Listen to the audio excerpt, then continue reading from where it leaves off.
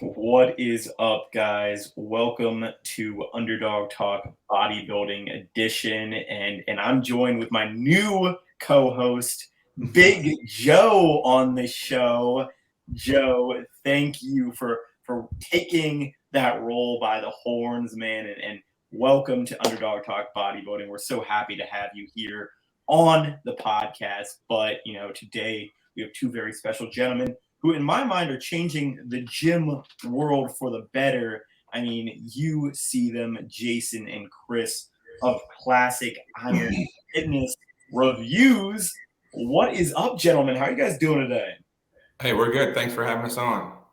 And the pleasure is mine because it's almost like we see Yelp, and we see Yelp for food, we see Yelp for restaurants, and we don't see it per se for gyms. So I have to ask the $1 million question: what inspired you to start a page dedicated to traveling and rating gyms across the USA? Well, I think from my standpoint, if I can answer for both of us, we both love to travel and we both love to go to local gyms. And it's really hard to find good local gyms when you're traveling. You can't trust a Google review for a gym. I know Jason will probably attest to this. We've been to some gyms that have great ratings on Google and they're awful gyms. And we've been to some gyms that have terrible ratings on Google, but they're amazing gyms. Maybe they're just a little dirty. But if you go to a badass bodybuilding gym and it's not a little dirty, is it really a badass bodybuilding gym? Mm-hmm. But for a Google review, like that's going to get them trashed because people don't really understand the different cultures of the different types of gyms, which is the reason we started doing different ratings for different types of gyms. Well, that's an interesting point that you do raise because you get in those old school gyms with the old school equipment, and it really is. It's a badass atmosphere, man. You just love to throw the rates around. And you're right, Google. I've had the same experiences where I've looked on Google and look at this gym, and it's like I get there and it's nothing like Google had described on the ratings. But I'm very envious of Jason and Chris, to be honest with you. Like, you guys have combined two of my passions. I love to travel and I love to get to the gym. Can you share any memorable moments that you had? Like what stands out in your mind at this point in time for some of the travels and some of the gyms that you've experienced throughout North America?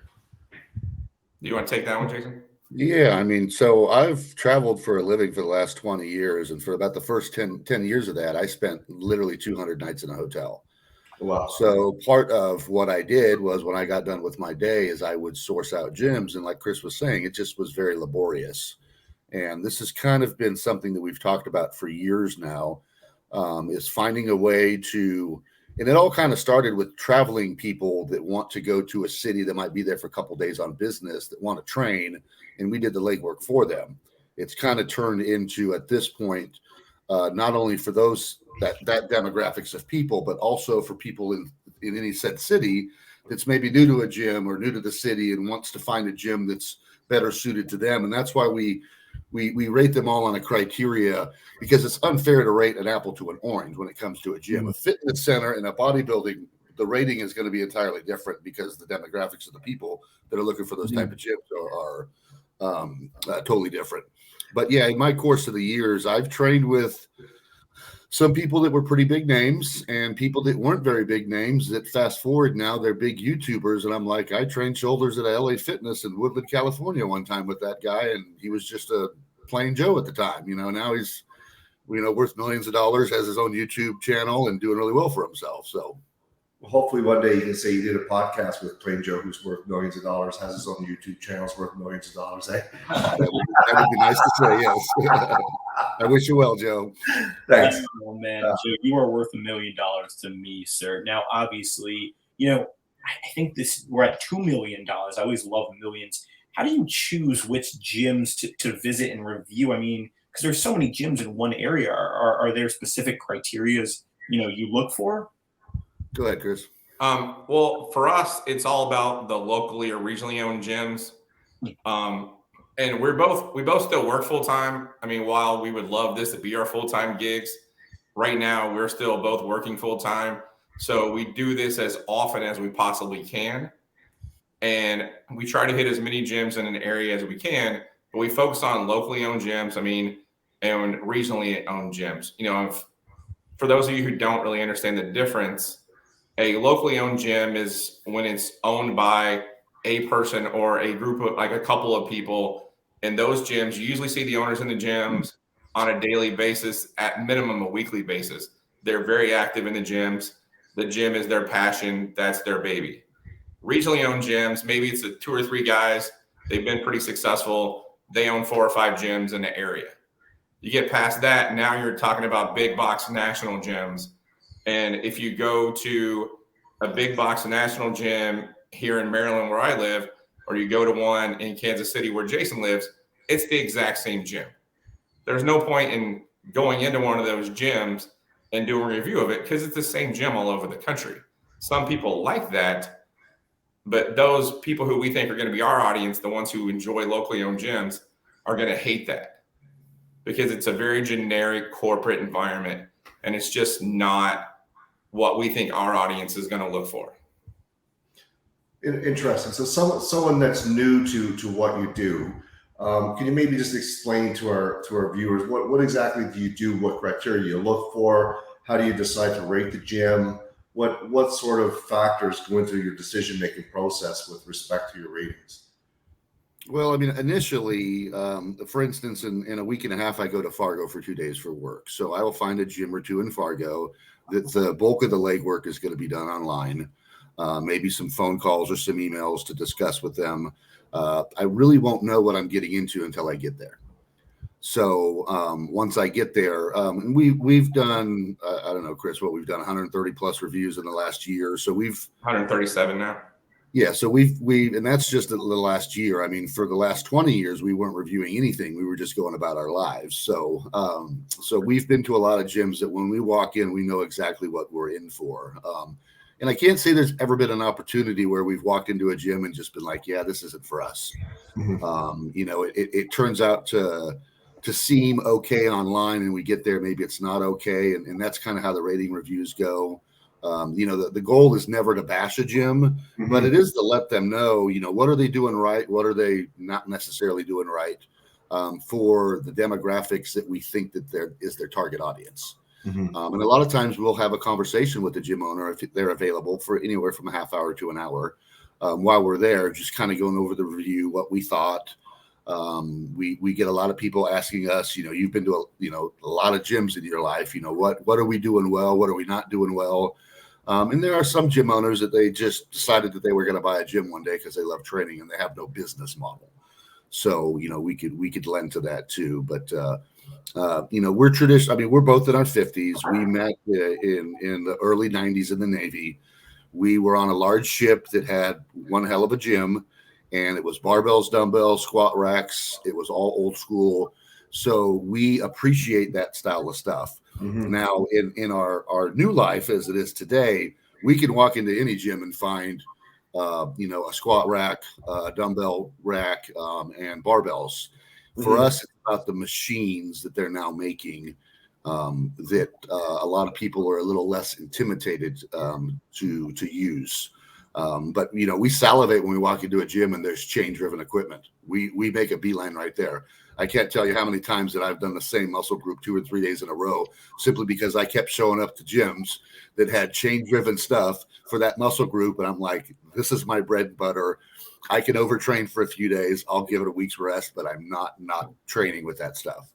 Find that interesting. Now, different regions throughout the country you guys go through, you've noticed different cultures as well. Is there a big variance in the type of equipment these gyms seem to be offering to you to the public, or is it pretty much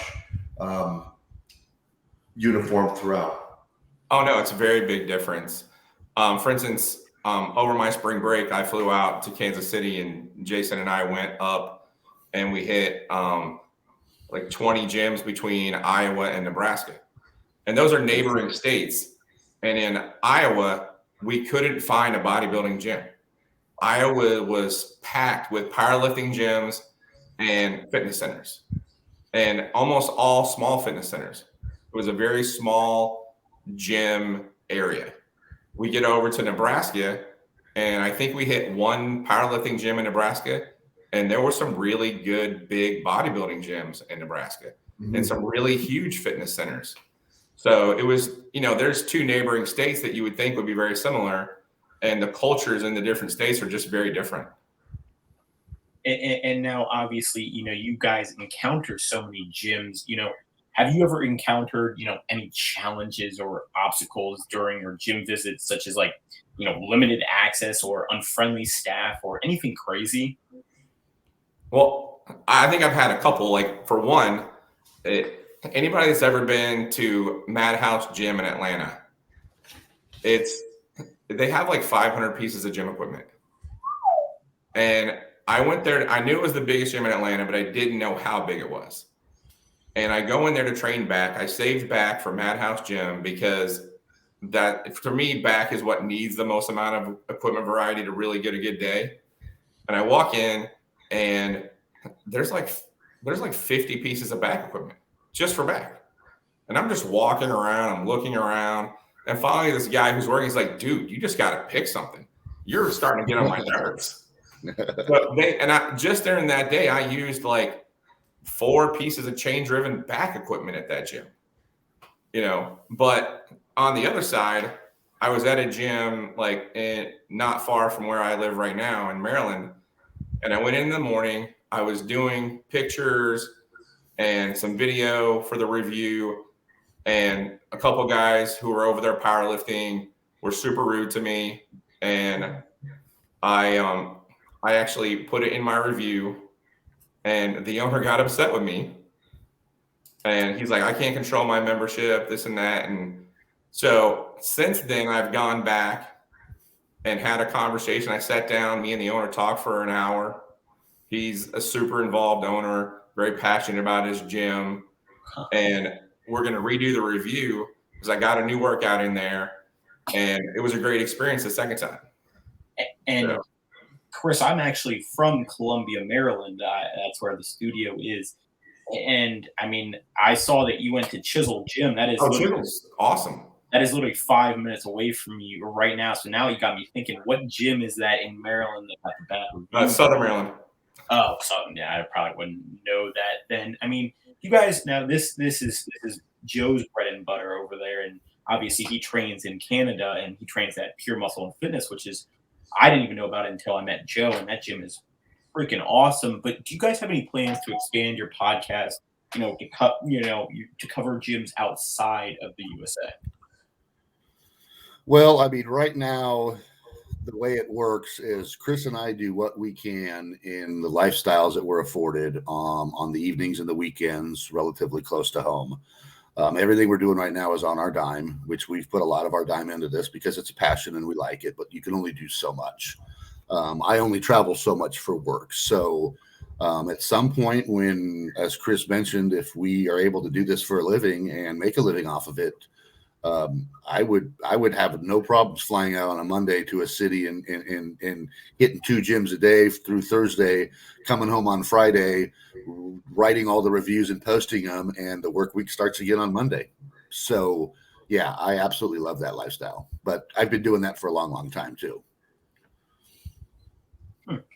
Now, what advice would you give to someone who does want to find the best gym in their local area, or even when traveling? What sets a good gym apart to you gentlemen? I think, well, for me, it's atmosphere. You got to find a gym with an atmosphere that works for you. If I can go into a gym with limited equipment that has an amazing atmosphere and still get a good workout on a daily basis, you go into a gym with a shitty atmosphere, even if they have amazing equipment, your workout is not going to be amazing. And different people want different atmospheres. So you got to find an atmosphere that really works for you, if that makes sense. Yeah, I think atmosphere is key. Jason, what about you, sir? Yeah, we place out of the 3 areas that we do the reviews on, atmosphere is first and foremost. It's the most important. So when you go to a gym, what steps do you take to remain objective as opposed to giving a subjective view. So me personally, I've recently, in the last several years, went from weightlifting into bodybuilding. So for me, I like what you said, Chris, about the bodybuilding gyms.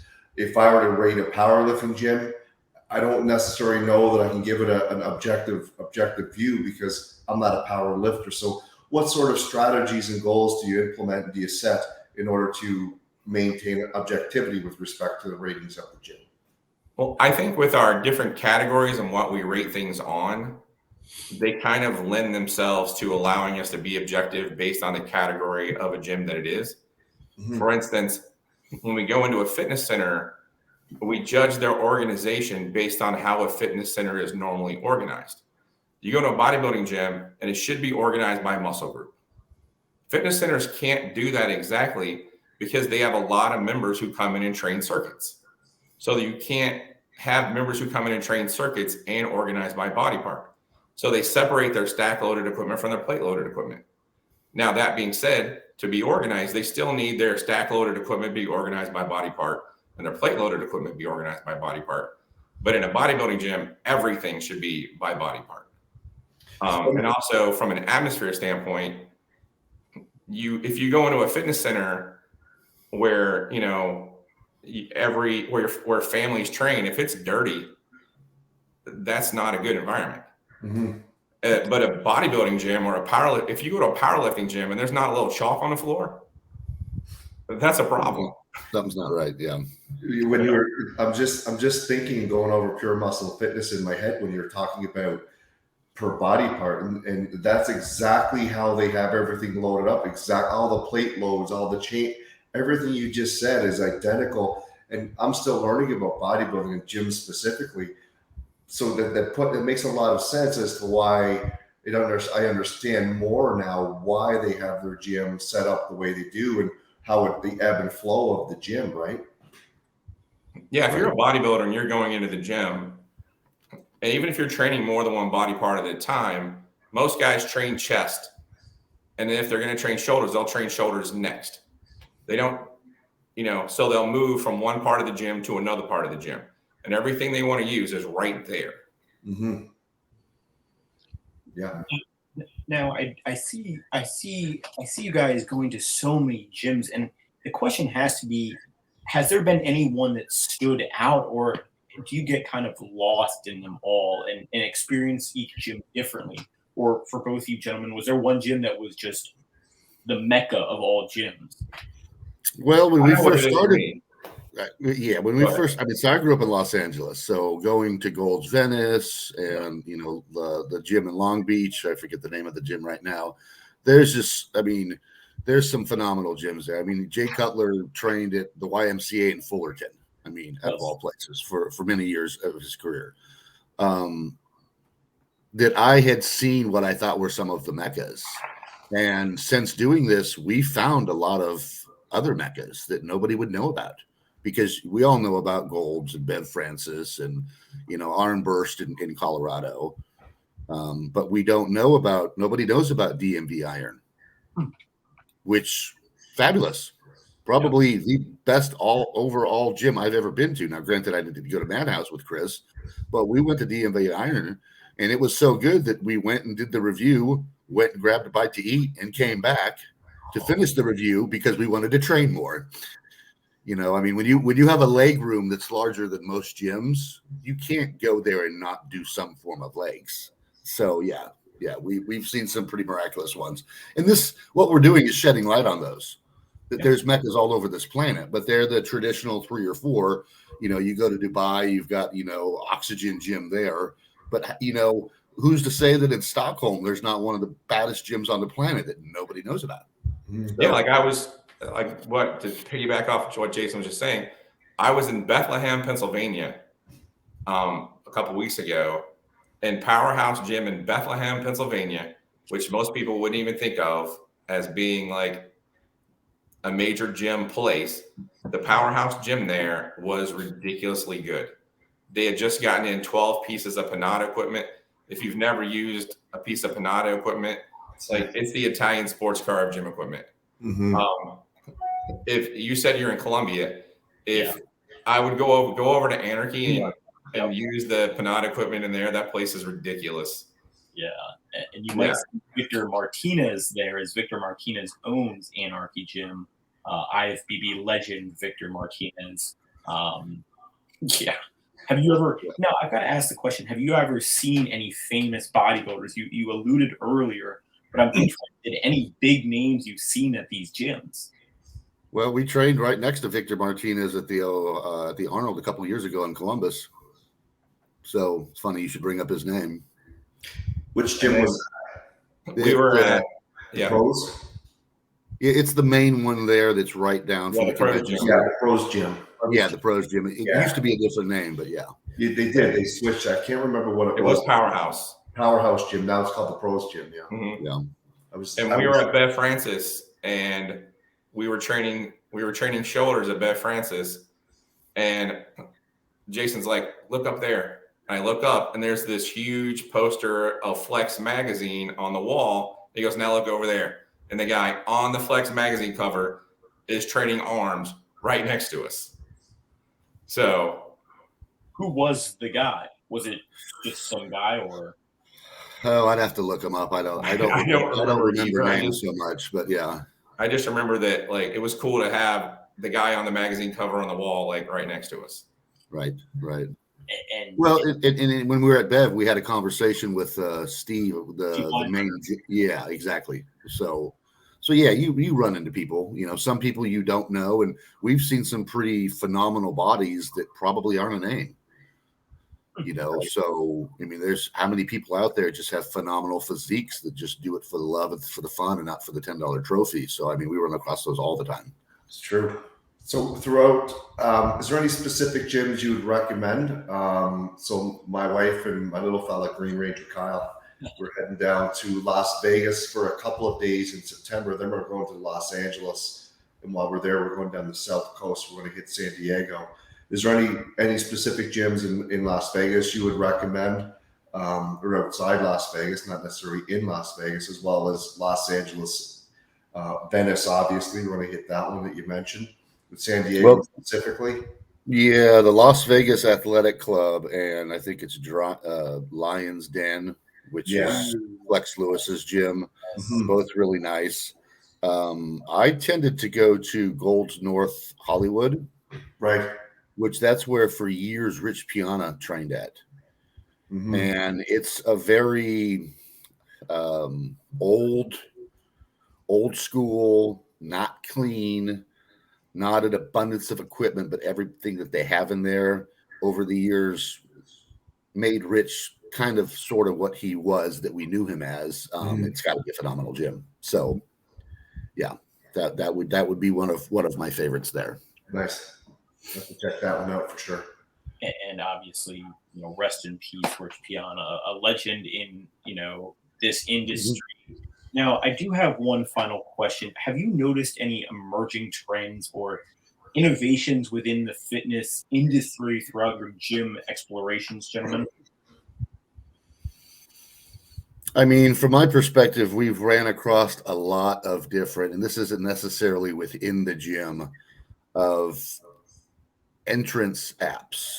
And it seems like we've come a long ways with somebody manning a desk to let people in, whether it's biometrics or key fobs, or I mean, we've run into some gyms where we're there after hours. We called the number, and they saw us in the ring and just from their phone punched us in. So yeah, there's been a lot of changes that's made it easy, at least on us, for people that aren't members to garner access to these gyms. Because Chris and I both train typically at 5 o'clock in the morning. It's hard to do a review at 5 o'clock in the morning, with a gym that's open 24/7 and they're only staffed from say 9 to 3. But we're always able to get in based on some of those different things that we have in our society. So that's definitely come a long way in my perspective. I think also from an equipment manufacturer standpoint, if you look at the old school equipment or even new modern hammer strength equipment, whatever the motion is, there's generally a handle position. But you look at Panada, Arsenal, Prime, Atlantis, there's 4 or 5 different handle positions. so that you can use that piece of equipment and hit a muscle in 4 or 5 different ways. So I think that's a huge trend with all of the bigger, like new modern high-end manufacturers, is allowing people to use one piece of equipment 4 or 5 different ways. Yeah, because the original specs from these manufacturers is built on one particular body type, and not everyone who's going to use that piece of equipment has that body type. So me being 6'1", 230, I can't jump on a machine and get well endowed in that machine as a guy who's 5'8", $195.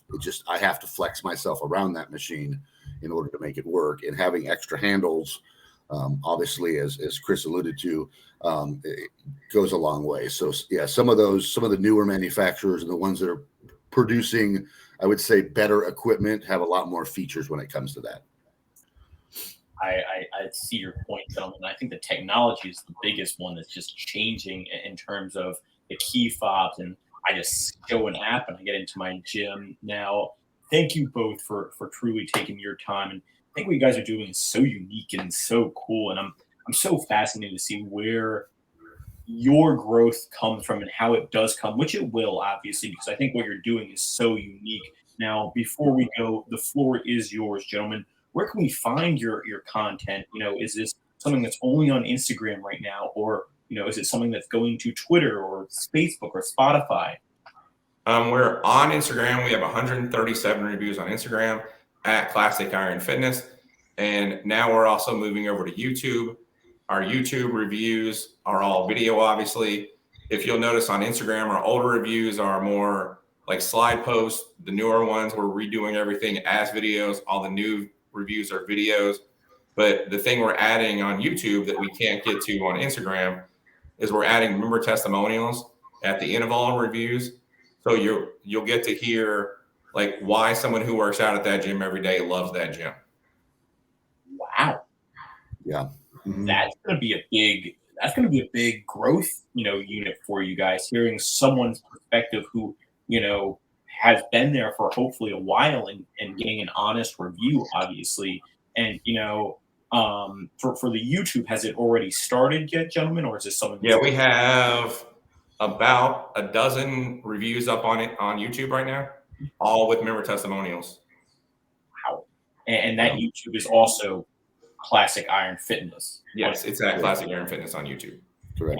And first person to do the Classic Iron Fitness, follow them on YouTube. Send me a screenshot. I'll get you a special Underdog Talk present out to you, gentlemen. I truly appreciate you taking the time to come on the podcast, kick it with me and Big Joe. And what you guys do, I just have to say one more time, is so impressive and changing the way we see gyms, we see fitness units, we see fitness centers.